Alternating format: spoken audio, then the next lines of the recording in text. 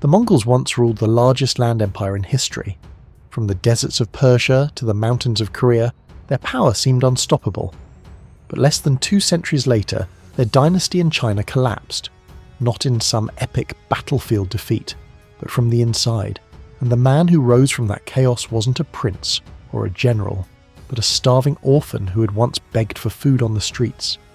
This is the story of how the Yuan dynasty fell, and how that orphan became the first emperor of the Ming. When Kublai Khan declared the Yuan dynasty in 1271, it looked like the Mongols had secured their place as China's new rulers forever. They controlled trade, commanded vast armies, and basked in the glory of an empire that stretched across continents. For decades, their power seemed unshakable, but by the 14th century the brilliance of that empire had dimmed. Inside the royal court, corruption was eating away at its foundations. Powerful officials grew rich by selling government posts and squeezing the provinces for taxes, while the imperial treasury ran dry. Ordinary farmers, who carried the weight of the empire on their backs, saw little but hunger in return. And then came the disasters. The Yellow River flooded, drowning villages and farmland. Famine struck again and again, forcing families to abandon their homes in search of food. Waves of plague swept through cities and towns, killing countless people in a matter of days. The streets of once thriving cities turned silent, filled with beggars and corpses alike. For the Chinese people, this was more than suffering. It was a cosmic judgment. In their belief, heaven itself granted the right to rule, known as the Mandate of Heaven. As disaster followed disaster, as the empire bled from corruption and famine, whispers turned into open conviction. The Mongols had lost heaven's favour. And when people believed their rulers had lost the mandate, rebellion wasn't just possible, it was inevitable. Out of this misery rose a movement unlike any the Yuan dynasty had faced before. They were called the Red Turbans, named for the scarlet headscarves worn by their followers. But they weren't just another band of rebels. They were a storm fed by hunger, faith, and prophecy. The Red Turbans drew strength from a blend of Buddhist, Taoist, and folk beliefs. They preached that the Mongols had lost the mandate of heaven, and that a new saviour, the true King of Light, was destined to rise. Their words struck like fire among the starving and the desperate. To peasants, who had lost everything, the message was clear. The Yuan's time was over, and heaven itself was calling for change. Villages emptied as farmers grabbed makeshift weapons to join their cause. Merchants, ruined by heavy taxes and broken trade, gave money to fund the rebellion. Even disillusioned scholars and minor officials tired of Mongol domination secretly lent their support. The Red Turbans weren't just an army, they were a revolution, and the Yuan dynasty, weakened and corrupt, struggled to contain them. Every time the court crushed one uprising, 2 more seemed to flare up. The empire was bleeding from 1,000 cuts. But amid this chaos, one man rose from the shadows. A man with no wealth, no noble blood, and no reason to be remembered. His name was Zhu Yuanzhang, and his story would change China forever. Zhu Yuanzhang was born into crushing poverty in 1328. His family were tenant farmers, barely surviving on the scraps left after taxes. When famine struck, they lost everything. His parents died, his siblings scattered, and Zhu, still just a boy, was left to wander the countryside alone. He begged for food from strangers, slept in temples, and sometimes went days without eating. Eventually, desperation pushed him into a Buddhist monastery. Life as a monk offered shelter and a bowl of rice, but nothing more. The monastery itself was so poor that when famine struck again, most of the monks were expelled. Zhu was back on the road, homeless once more, with only his wits to keep him alive. It was during this time of wandering that he first encountered the Red Turbans. For most peasants, joining them was simply survival. Food, comradeship, a chance at revenge against the Mongols. But Zhu Yuanzhang was different. He had endured suffering so deep that it had carved into him a kind of relentless determination. Within the rebellion, he stood out immediately. He wasn't the strongest fighter, but he was disciplined, intelligent, and above all, ambitious. He learned quickly how to lead men, how to outthink rivals, and how to seize opportunity when others hesitated. Where other rebels fought for revenge or plunder, Zhu fought with a vision, though at the time, only he could see it. By his early 20s, this once starving beggar was no longer just another Red Turban soldier. He He was on the path to becoming a commander, and soon he would prove that his destiny was far greater than anyone imagined. In 1356, Zhu Yuanzhang made his boldest move yet. He marched his forces against Nanjing, a wealthy and strategic city on the Yangtze River. Against all odds, he took it. And with that victory, Zhu gained more than just territory. He gained a foundation. Nanjing became his stronghold, his capital before the empire was even born. From there, Zhu built not just an army, but a state within a state. He reorganized agriculture, distributed land to win peasant loyalty, and made sure his soldiers were fed and disciplined. In a world where most rebel leaders lived off looting, Zhu offered stability. That made him different and dangerous. But Zhu's genius wasn't only military. He understood the power of ideas. While others promised chaos, he promised order. He revived Confucian traditions, reached out to scholars, and portrayed himself as the defender of China's ancient values. To the people, he wasn't just a warlord, he was a restorer of justice. To the officials who had grown tired of Mongol corruption, he looked like the future.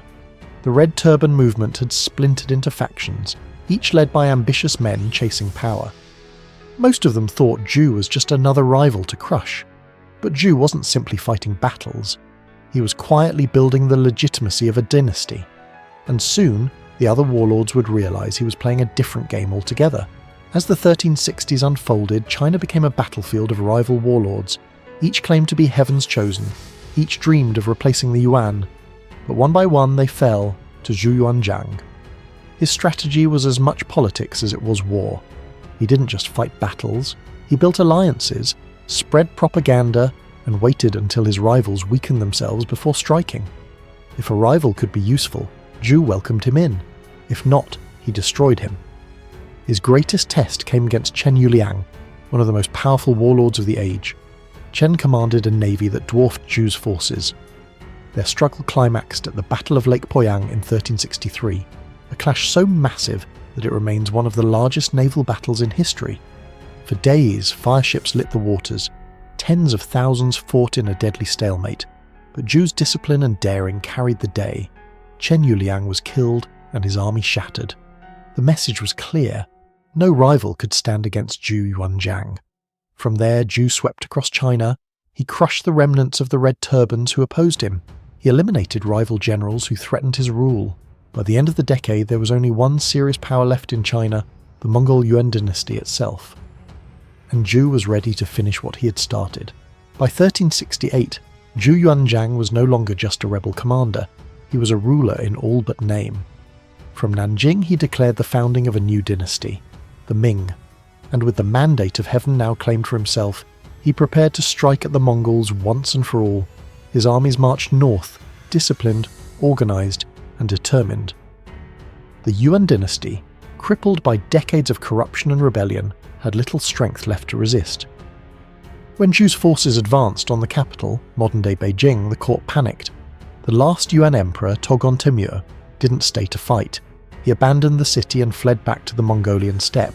No grand battle, no desperate last stand, just a quiet retreat into obscurity.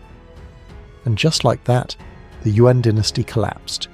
The Mongols, who had once ruled the largest empire the world had ever seen, were driven from China.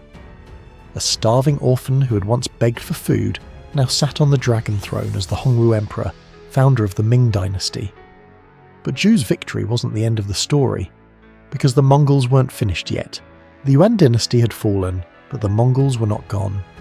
Driven from Beijing, they regrouped on the open steppe, the land that had given birth to their empire. From there, they launched raid after raid into northern China, testing the defences of the new Ming dynasty. For the Ming, this was a dangerous moment. They had seized power, but the empire was fragile, still healing from decades of famine and war. If the Mongols struck hard enough, the dynasty could collapse before it truly began. Zhu Yuanzhang responded with brutal determination. He sent his most trusted generals Shu Da and Lan Yu to crush the Mongol threat. Their armies rode deep into the steppe, burning camps, scattering tribes, and even reaching Karakoram, the old Mongol capital. Victories piled up, and for a moment it seemed as though the Mongols might be erased from history.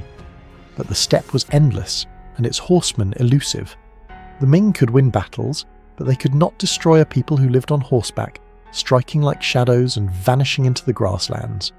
The Mongols had been driven out of China, but they would remain a thorn in its side for centuries, and so the new dynasty learned a harsh truth. The Mongols could be beaten but never ignored. The Ming dynasty had risen from the ashes of chaos, but the memory of the Mongols haunted them. They had seen firsthand how quickly nomadic horsemen could sweep across the north and topple an empire. Zhu Yuanzhang and his successors knew one thing with absolute certainty. The Mongols might be gone from Beijing, but they would never truly disappear. To guard against their return, the Ming poured resources into something monumental, the Great Wall. Not the scattered fortifications of earlier times, but a continuous barrier of stone and brick, reinforced and expanded until it became the wall we recognise today. It was more than defence. It was a symbol, a permanent line between the settled world of China and the restless steppe beyond. But the true legacy of this collapse wasn't just military, it was political. The Yuan dynasty, born from conquest, had ruled through fear and foreign might. In the end, it failed because it lacked legitimacy in the eyes of its subjects. The Ming dynasty, by contrast, rose not only through force of arms, but through the promise of restoring Chinese tradition, order, and identity. Zhu Yuanzhang's journey is one of the most dramatic in history. From a starving orphan who begged for food, to a rebel commander, to the Hongwu emperor, founder of one of China's greatest dynasties. His rise shows us a timeless truth. Even the mightiest empire can collapse, and even the humblest of men can rise to change the world. The Mongols had built the largest empire the earth had ever seen, but in the end, it was not destroyed by a rival empire. It was undone by famine, faith, rebellion, and the will of one man.